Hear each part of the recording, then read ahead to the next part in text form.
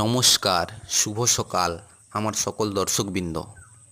আমার এই বেদানা গাছটিকে দেখুন কেমন সুন্দর ফল সেটিং হয়েছে।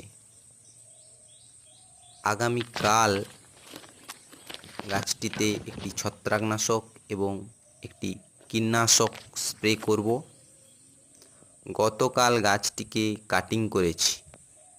আসলে গাছের গোড়ার দিকের ডালগুলো বেশি রাখা যাবে না, তাহলে ফলন কম হবে।